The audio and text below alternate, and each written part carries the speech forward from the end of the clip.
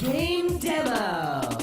Hey everybody, we have got Chad Armstrong from Bungie right here, who's here to tell us a bit about the new Forge enhancements in Halo Reach. Chad, thank you for joining us. Oh, my pleasure. So, Forge was one of the big new features in Halo 3, but you guys sort of found that players went above and beyond what you were really expecting them to do with that, and you sort of really changed it to improve what players are able to create, right? Definitely. So in Halo 3 we had Forge, and it had kind of a simple beginning, and people took it way farther than we had actually anticipated that it would ever be taken.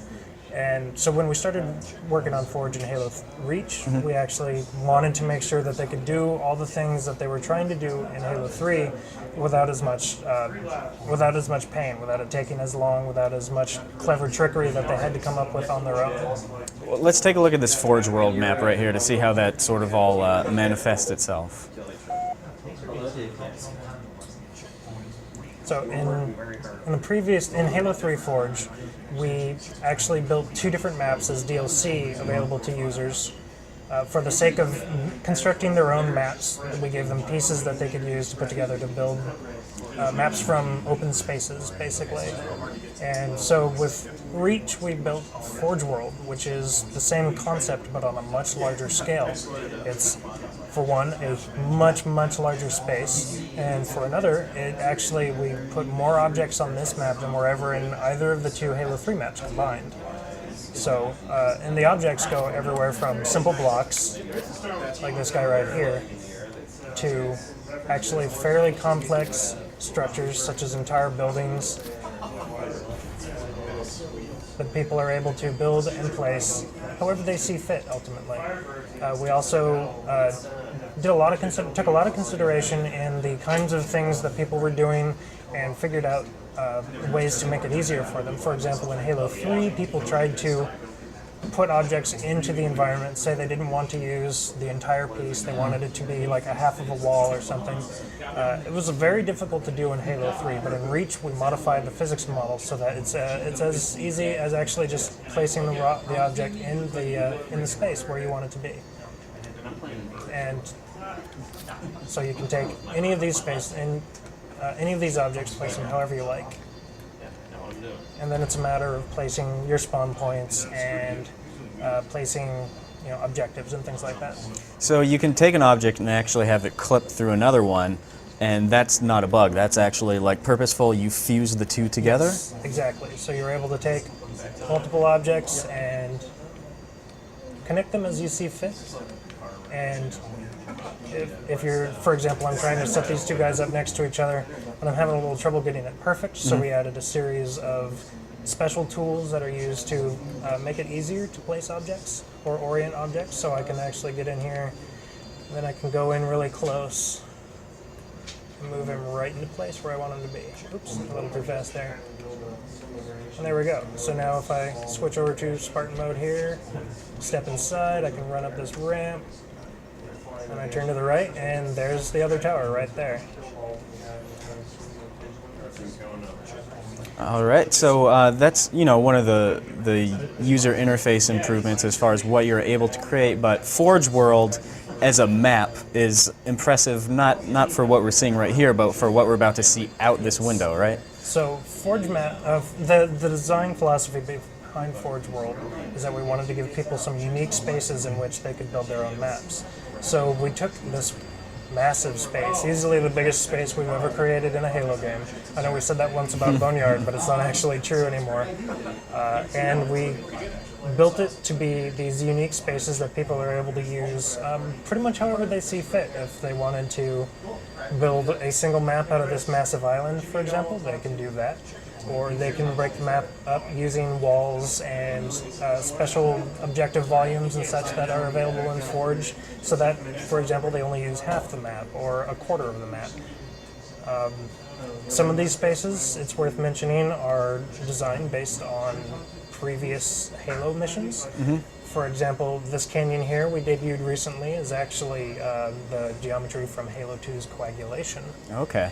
And then you have objects that resemble the bases from Halo 1's Blood Gulch.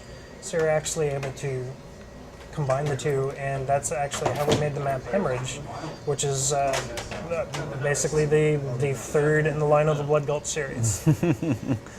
So it's, thus far it's obvious to see that you can really create some pretty impressive maps, but fortunately you've got some examples. Yes, absolutely. So this is Hemorrhage, and this is a perfect example of a completed Forge map. It's using the space that we call Canyon, aptly named because it is, in fact, the canyon from coagulation. And you can see all these pieces on here that weren't on it when you were looking at Forge World proper. All of these things were placed by Forge. So I can run up to, say, the blue base, and I can take it apart. It looks like that piece needs to be phased. There we go. Take it apart, just, pull it out, make changes as I see fit. Even these rocks here are Forge pieces that I'm able to grab and manipulate as I see fit. You can tell that this rock was actually much larger than what you saw there. You can stick it in, bam, and there it is. Just looks as natural as ever. And you see we've got unique objects for Forge that you don't see when you're playing, say, Team Slayer, that represent, for example, these Spartans here. These guys are spawn points. So at the start of a game, a green team Spartan will spawn here, or if it's a free-for-all game, Spartan will spawn at the white spawn point. There are other things, like these arrows could represent hills, and you see when I selected it, the boundary of the object appeared. So when you're playing King of a Hill, these are the objects you place. And essentially, we've changed the system so that people are able to use objects in ways that actually weren't able to use them in Halo 3 Forge. Effectively, anything can be an objective object. Anything can have a team assignment. So you can tell that this is the red base because we say it belongs to the red team, so it turns red, and all these little lights. All these handy little features that we put in, even the mongoose right here, are team assigned so that they're red.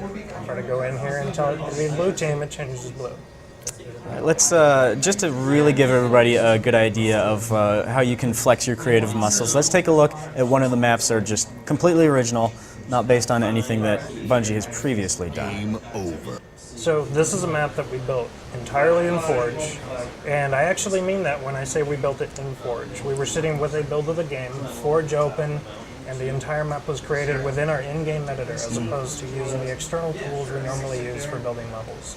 This map is called The Cage. It is a completely asymmetrical map designed for Slayer mainly, but it's also good for objective game types. You can see it uses a entirely different series of Forge pieces. You can tell it uses a lot of different kinds. It has some decorative elements that are actually just there for decoration. This was actually just an experiment in what can a person do without using any of the multiple terrain spaces, and if they just wanted to build something floating up in the sky. And the result is a really fun Slayer map that people will be able to play in matchmaking or locally because it'll be on the disc when they pick up Reach. And there's going to be a number of these Forge maps on the disc when it comes out, right? Correct. There will be 6 different variants of Forge World on the disc. All right, and when is the game going to be out in stores? The game comes out September 14th, September 15th for Japan.